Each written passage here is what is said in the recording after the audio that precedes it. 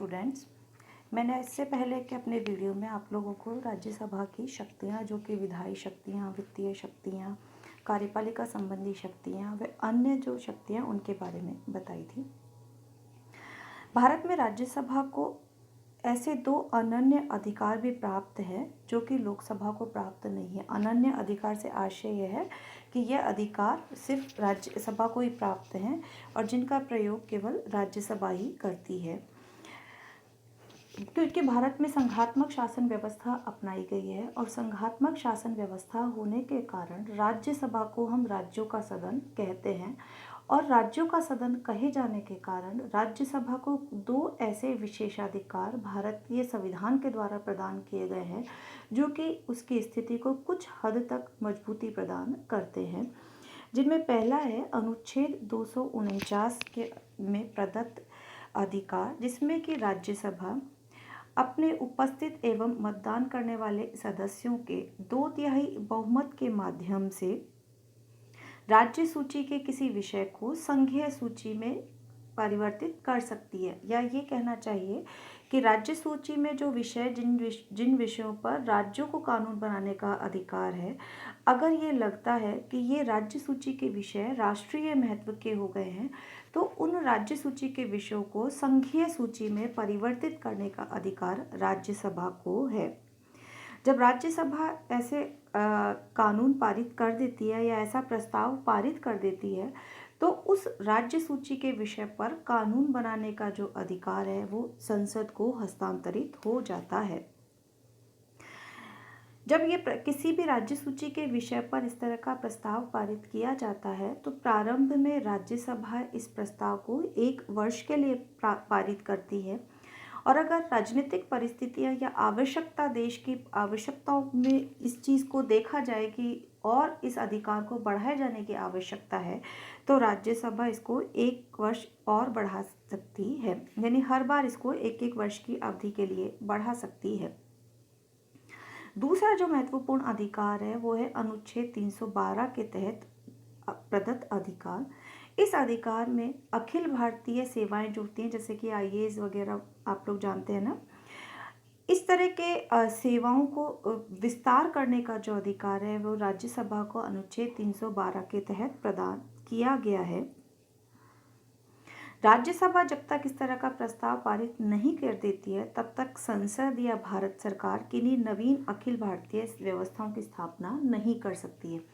यानी अंततः किसी भी नवीन अखिल भारतीय सेवा के निर्माण करने का जो अधिकार है वो भारत में राज्यसभा को प्रदान किया गया है।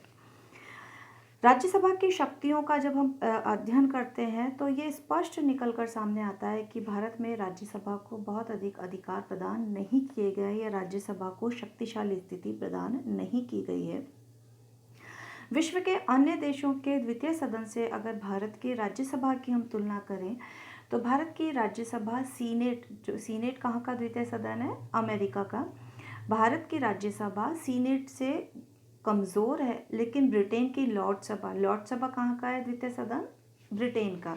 तो ब्रिटेन की लॉर्ड सभा से काफ़ी अधिक सही स्थिति में है।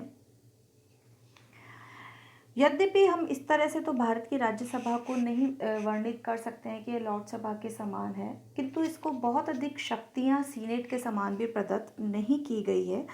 भारत में संविधान निर्माताओं ने जब राज्यसभा की रचना की थी तो उनके मस्तिष्क में यह विचार था कि राज्यसभा को लोकसभा का एक सहयोगी सदन बनाया जाना चाहिए, ना कि प्रतिद्वंदी सदन।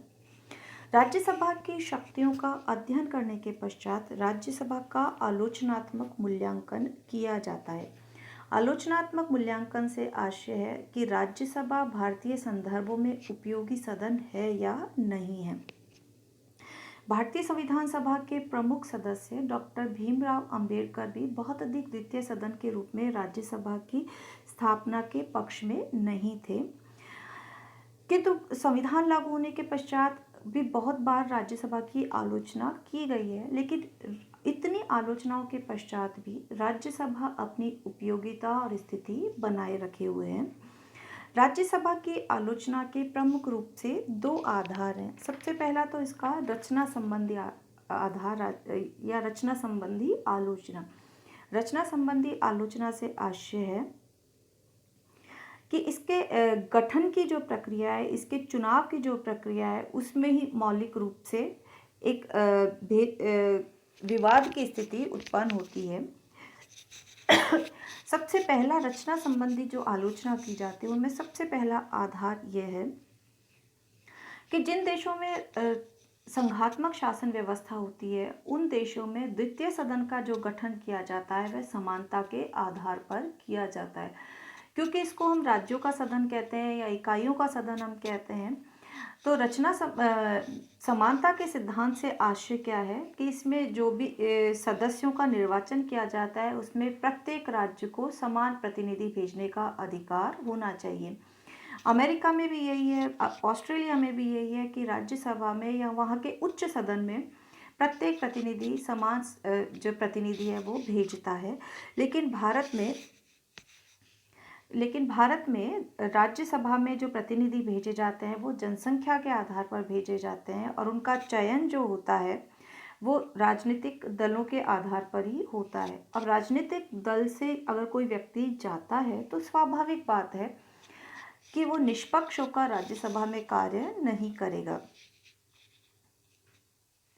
दूसरा, इसके रचना संबंधी आलोचना इस आधार पर की जाती है कि इसके राज्यसभा के अधिकांश सदस्यों का निर्वाचन अप्रत्यक्ष प्रक्रिया के आधार पर किया जाता है, और हमेशा इस बात की संभावना बनी रहती है कि धन का और शक्ति का जो दुरुपयोग है वो राज्यसभा के सदन के चयन में किया जा सकता है। अगला है, राज्यसभा में जो 12 सदस्य चुने जाते हैं जो कि राष्ट्रपति के द्वारा मनोनीत किए जाते हैं, मनोनयन की प्रणाली अपने आप में प्रजातांत्रिक व्यवस्था में अलोकतांत्रिक है, क्योंकि कार्यपालिका के द्वारा जो भी चुने जाते हैं वो किसके द्वारा मनोनीत जो किए जाते हैं वो किसके द्वारा किए जाते हैं, राष्ट्रपति के द्वारा। और राष्ट्रपति किसके अधीन होकर कार्य करता है या किसके परामर्श के आधार पर कार्य करता है, प्रधानमंत्री और मंत्रिपरिषद के आधार पर। तो हमेशा ये संभावना बनी रहती है कि मंत्रिपरिषद के द्वारा या कार्यपालिका के द्वारा अपनी इस शक्तियों का दुरुपयोग किया जा सकता है। भारत में एक नई परंपरा राज्यसभा के सदस्यों के निर्वाचन की प्रक्रिया में चल पड़ी है कि राज्यसभा में सामान्यतः उन लोगों को स्थान दिया जाता रहा है जो कि प्रत्यक्ष चुनावों में या लोकसभा चुनावों में हारे हुए व्यक्ति होते हैं, या जो कि प्रत्यक्ष रूप से जनता का सामना नहीं कर सकते हैं। इस प्रक्रिया में राजनीतिक दलों द्वारा, विशेष रूप से सत्तारूढ़ पक्ष द्वारा, अवकाश प्राप्त आयोग तथा विशेष गुटों के प्रतिनिधियों को इस सभा में स्थान देकर राज्यसभा को केवल अपने राजनीतिक उद्देश्यों की पूर्ति का साधन बना लिया है। यद्यपि राज्यसभा की रचना संबंधी जो प्रक्रिया है उसमें कुछ सुधार करने का प्रयास 2003 में किया गया था, और उसमें ये कोशिश की गई कि राज्यसभा के चुनाव की प्रक्रिया को खुली मतदान में परिवर्तित किया जाए। अब जिन देशों में लोकतांत्रिक व्यवस्था होती है उनमें गुप्त मतदान प्रणाली उसकी एक विशेषता होती है, तो इस आधार पर हम कह सकते हैं कि खुला मतदान जो शुरू किया गया है वो लोकतांत्रिक प्रणाली का एक तरह से उल्लंघन है। रचना संबंधी आलोचना के अतिरिक्त राज्यसभा की शक्ति संबंधी आलोचना भी की जाती है। शक्ति संबंधी से आशय है कि राज्यसभा एक निर्बल सदन है, और ये कहा जा सकता है कि अवित्तीय विधेयकों के संबंध में राज्यसभा सिर्फ 6 महीने का विलंब कर सकती है, और वित्तीय विधेयकों के संबंध में राज्यसभा 14 दिन का विलंब कर सकती है। राज्यसभा को वित्तीय और अवित्तीय विधेयकों के संबंध में विलंब करने की जो शक्ति प्राप्त हुई है वह भारतीय राजनीतिक व्यवस्था के लिए बहुत हानिकारक सिद्ध हुई है।